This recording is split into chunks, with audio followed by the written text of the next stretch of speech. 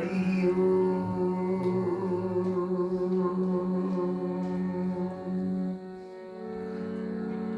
हरि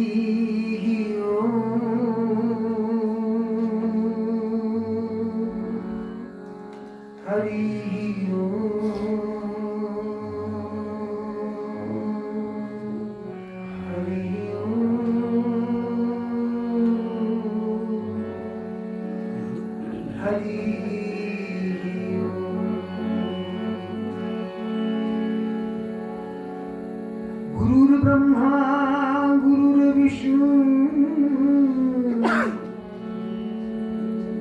गुरुर्देवो महेश्वर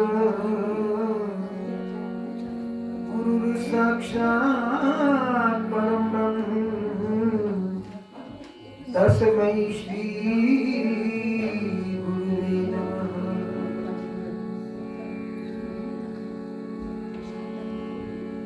ध्यानमूलं गुरुरमूर्ति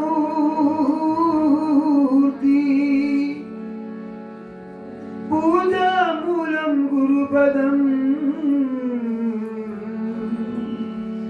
मंत्रमूलं गुरुर्वाक्यम् मोक्षमूलं गुरुनिपातम्। वक्रतुंड महाकाय सूर्यकोटि समप्रभ निर्विघ्नं कुरु मे देव सर्वकार्येषु सर्वदा। बोलिए धर्म की जय हो, अधर्म का नाश हो, प्राणियों में सद्भावना हो, विश्व का कल्याण हो।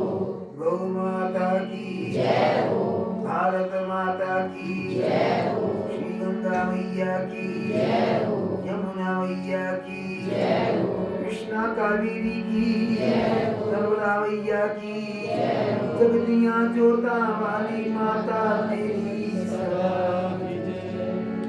श्री द्वारिकाधीश भगवान की, काशी विश्वनाथ भगवान की, श्री राजा रामचंद्र भगवान की, पूज्य पास गुरुदेव भगवान की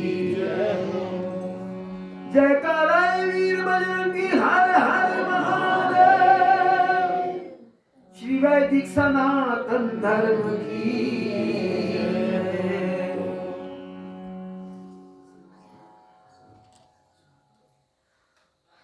पूज्यपाद प्रतिपल बंदनीय, श्वास श्वास स्मरणीय।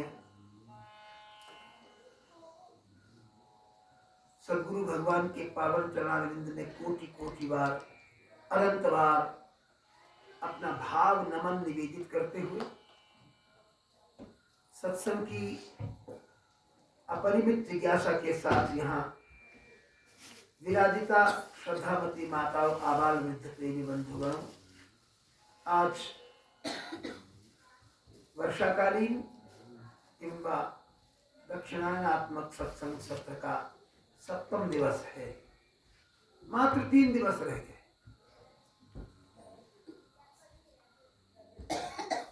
आइए भक्ति भक्त भगवान की चर्चा से पूर्व सद्गुरु भगवान के पावन चरणारविंद में अपनी आस्था को इस प्रकार निवेदित करें कि उसमें सद्गुरु की कृपा की ऊर्जा का समावेश हो जाए, हमारी आस्था बलवती हो जाए, अडोलनीय हो जाए, सुस्थिर हो जाए। आइए मिलकर के समवेत स्वर में ये भक्ति भावमय भजन सद्गुरु चरणारविंद में अर्पित करते हैं।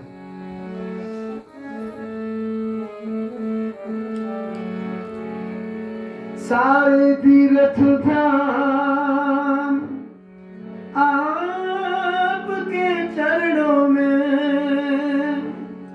है गुरुदेव, प्रणाम आपके चरणों में। मेरे गुना दा दुआरा ए दुआरा रब दा मेरे गुना दा दुआरा ए दुआरा रब दा मेरे गुना दा दुआरा ए दुआरा रब दा जिन्हें देखा ते देख लो नजारा रब दा मेरे गुना दा दुआरा ए दुआरा रब दा मेरे गुना दा दुआरा ए दुआरा रब दा जिन्हें देखा ते देख लो नजारा रब दा मेरे गुना दा दुआरा ए दुआरा रब दा मेरे गुना दा दुआरा ए दुआरा रब दा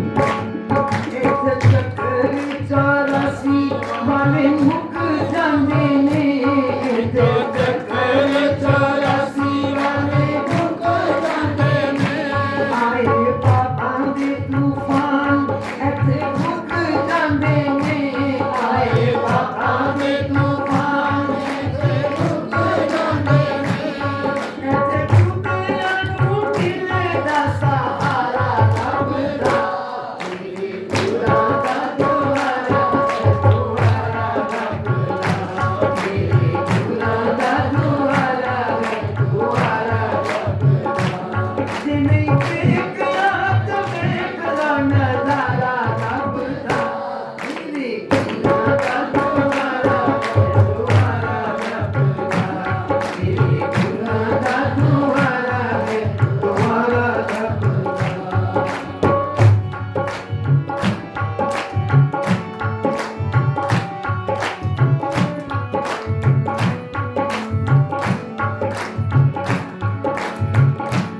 ਨਹੀਂਓ ਲੋੜ ਬੈਕੁੰਠਾ ਸਵਰਗਾਂ ਦੀ ਥੋੜੀ ਜਿਹੀ ਭਗਤੀ ਦੇ ਦੋ ਆਪਣੇ ਚਰਨਾਂ ਦੀ ਨਹੀਂਓ ਲੋੜ ਬੈਕੁੰਠਾ ਸਵਰਗਾਂ ਦੀ ਨਹੀਂਓ ਲੋੜ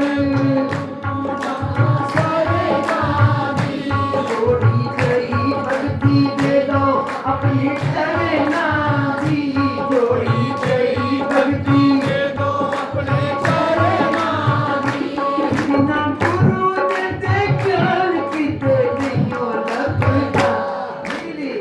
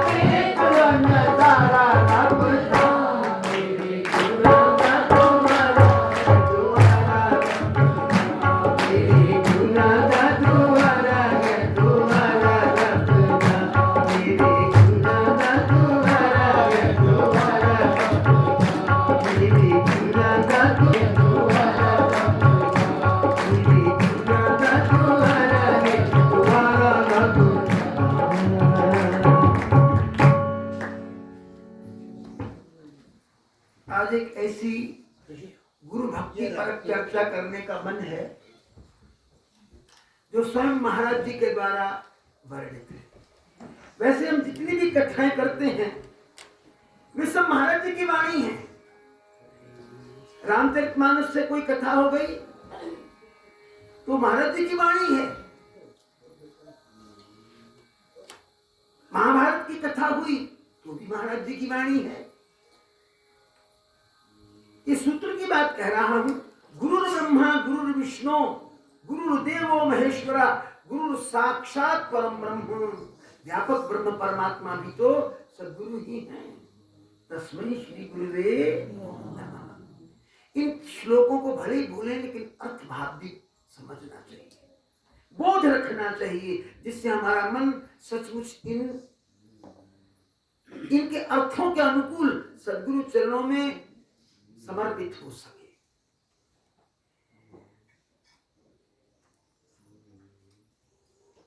ये सारे शास्त्र ईश्वर की वाणी है और गुरु ईश्वर से भिन्न नहीं है, इसलिए गुरु की वाणी है।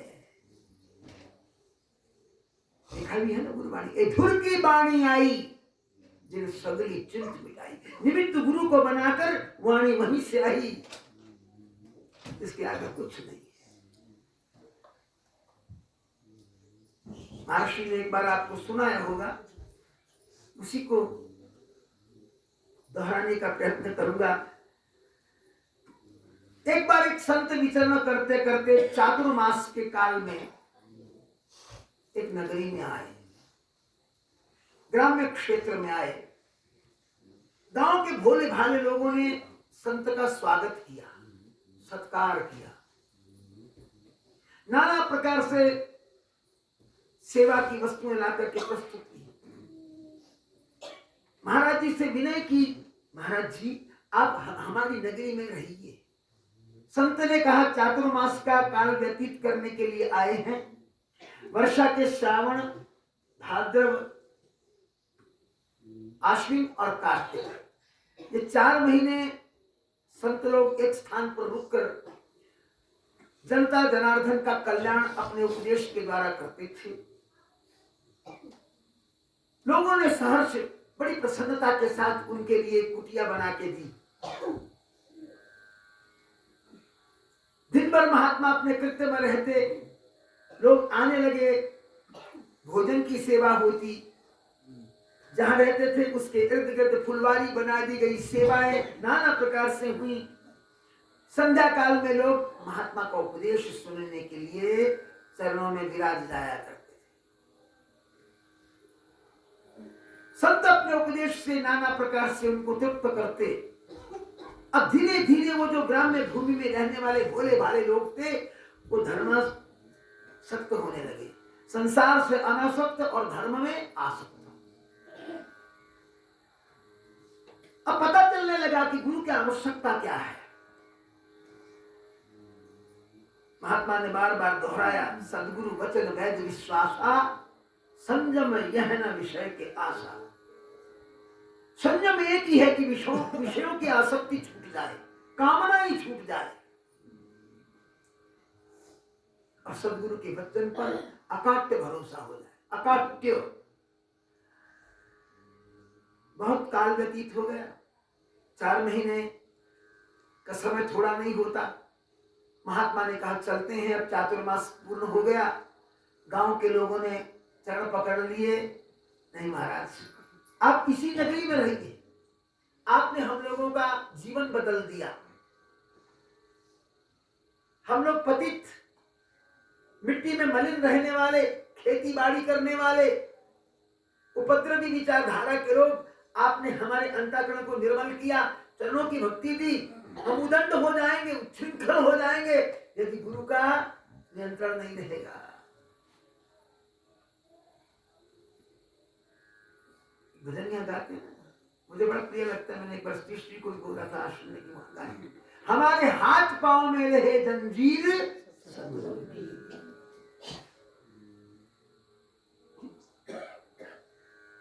जब बहुत प्रकार से लोगों ने विनय की तो महात्मा ने कहा देखो जाना तो पड़ता है, संत यायावर होता है।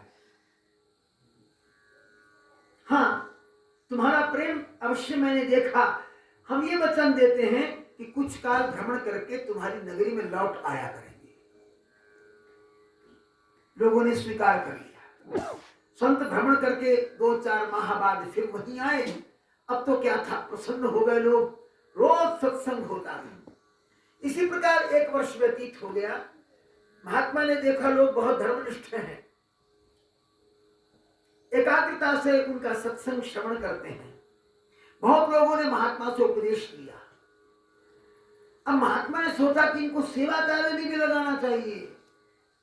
उन्होंने अपने गुरुदेव की वार्षिक आराधना मनाने का निर्णय किया और सब लोगों को बैठकर समझाया कि तुम्हारे परम गुरुदेव जी का शरीर अमुक तिथि को शांत हुआ था, इसलिए उस दिन उनके चरणों का अभिषेक एवं सत्संग, भजन, संकीर्तन, तत्पश्चात भंडारा हो जाए। आप लोग सेवा अनुरक्त होकर इस कार्यक्रम को सफल बनाने का प्रयत्न करें। देखो, महात्माओं को कोई आवश्यकता नहीं होती, वो ढोल मजीरा नहीं बजवाना चाहते। वो तो लोगों के कल्याण के लिए आयोजन करते हैं, ताकि जिन लोगों को उन लोगों ने जोड़ रखा है उनका बहुविध कल्याण होता रहे।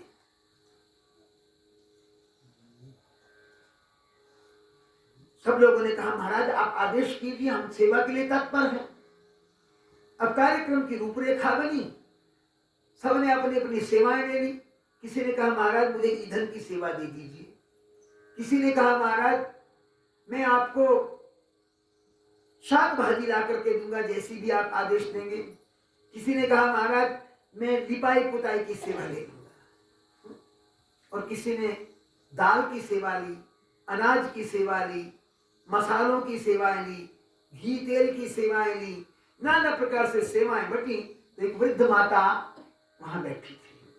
उसने कहा, महाराज आपकी कृपा से परिवार में सब कुछ है, संपन्नता है, पुत्र अपना अपना व्यवसाय करते हैं, अब कोई विपन्नता नहीं है, तो मैं अपने पुत्रों से कहूंगी दूध की आप सेवा बताएं और दूध की सेवा आप मेरे जिम्मे दे दें।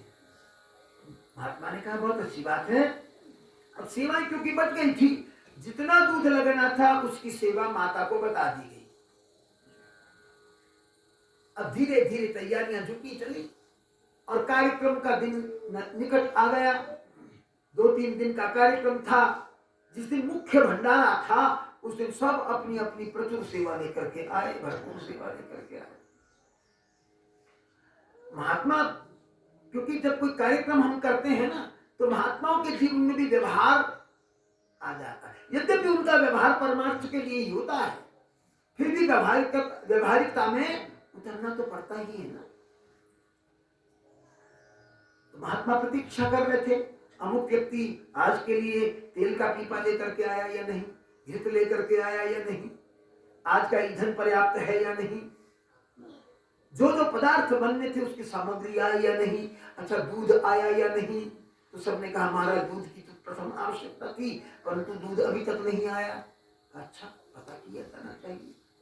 थोड़ी देर के बाद क्या देखा कि वो वृद्ध माता हाथ में एक लुटिया लेकर के आ गई। लुटिया में दूध था। महात्मा ने सोचा पीछे कुछ लोग उठा करके दूध लाते होंगे।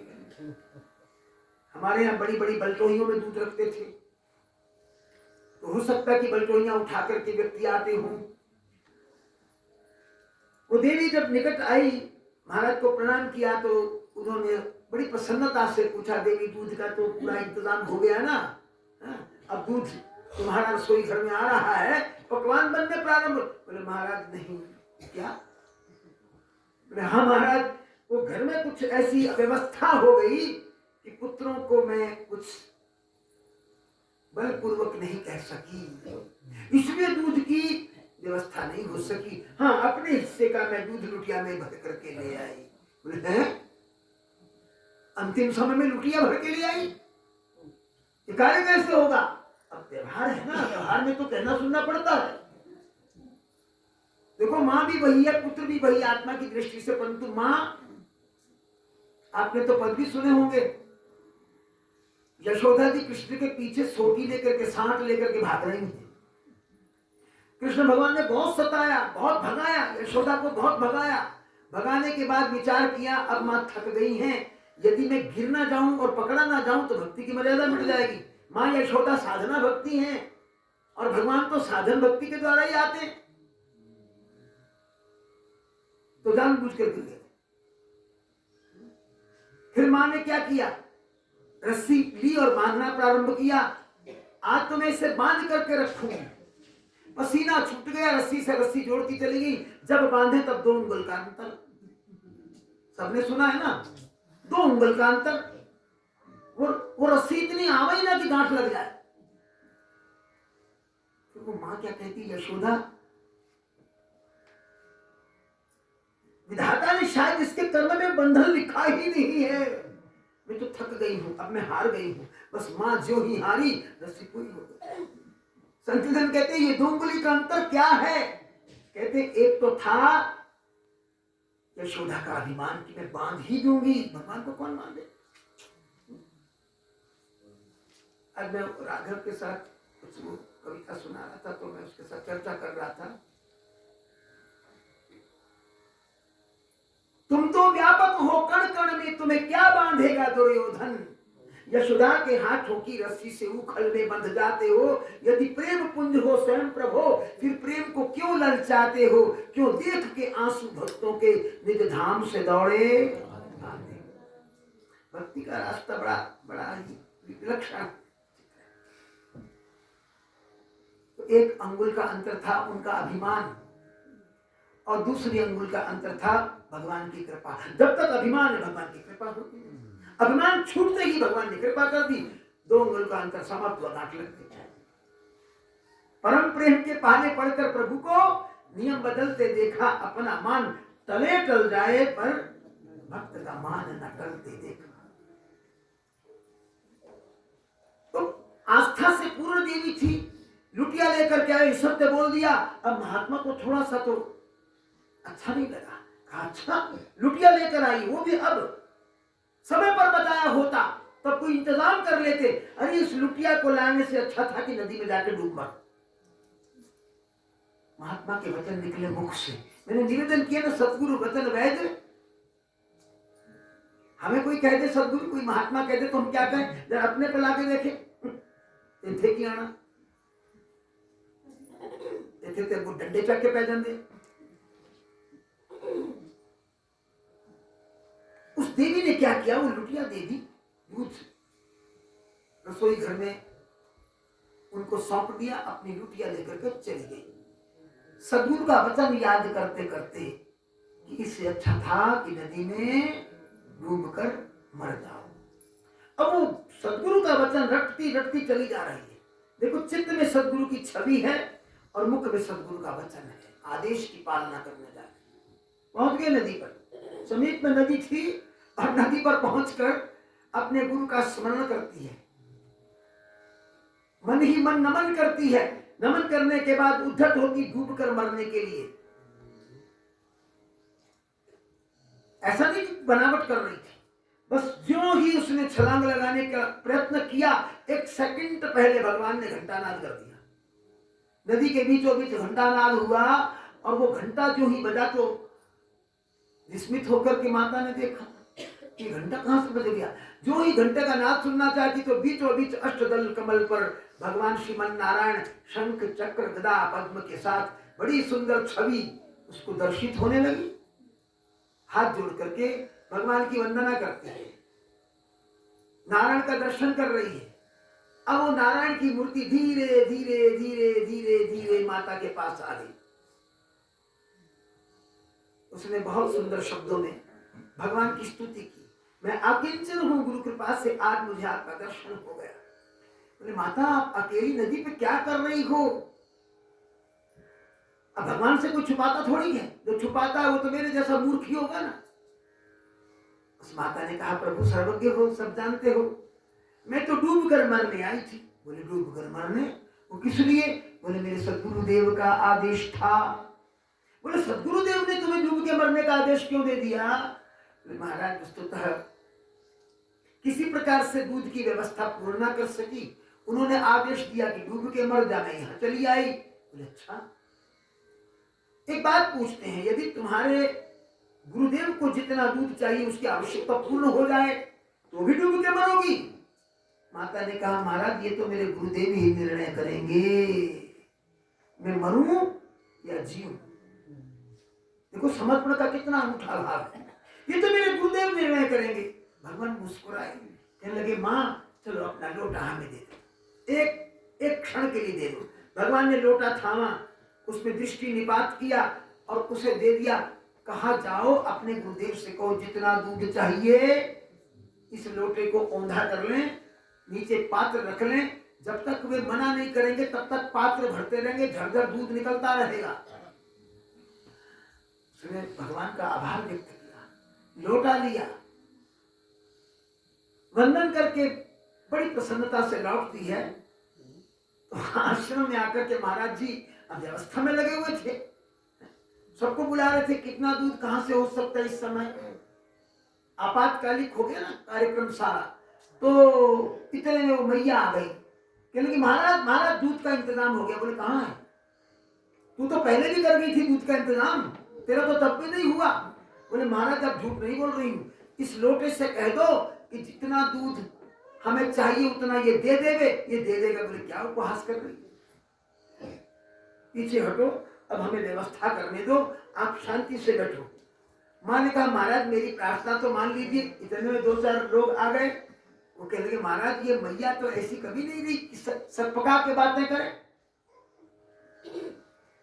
बड़ी दायित्वपूर्ण माँ है, तो कृपया इसकी बात हम मान लें, हमें क्या आपत्ति है। महाराज ने कहा ठीक है आपकी इच्छा है। सब बड़े बड़े भांड ले आए, बड़े बड़े भगोने ले आए, लोटा उल्टा किया गया, लोटे से दूध की याचना की गई, वो झरझर झरझर जो दूध निकला, सारे पात्र भर गए, जितना चाहिए था उससे अधिक हो गया। अब महात्मा ने कहा बस बस अब हमें दूध नहीं चाहिए। महात्मा तो विस्मित हो गए।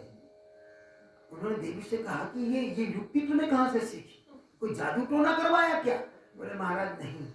बोले तो उसने हाथ जोड़कर क्या कहा, आपे कंडा तोल तराजू आपे तोलन हारा। महाराज ये आपकी लीला है, आपकी लीला से सब कुछ संभव हो रहा है, मैं कुछ नहीं जानती। ये क्या कह रही है, हम तो यहाँ बैठे हैं, हमसे दूध पूरा हो जाता तो हम तिल मिला के तुम्हें डूबने के लिए ऐसे अपशब्द से क्यों कहते। बोले महाराज मुझे नहीं पता, आपने डूबने के लिए कहा, मैं नदी पर गई, आप नारायण बन करके आए, आपने लोटे में दृष्टि का निपात किया, आपने ही दूध पूरा कर दिया, अब मैं ये जानती हूँ कि सब खेल आपका है। बोले क्या। बोले हाँ महाराज। नारायण कैसे थे। बोले महाराज अष्टदल कमल में थे, शंख चक्र गदा पद्म, बड़ी ही लुभावनी उनकी छवि थी। बोले हैं तुझे दर्शन हुआ उनका। बोले महाराज हाँ। तो चल मैं भी दर्शन करना चाहता हूँ। अब कहाँ चले, नदी के तट पर। महाराज को तो भंडार भी भूल गया, भगवान का दर्शन मिल जाए तो और क्या चाहिए।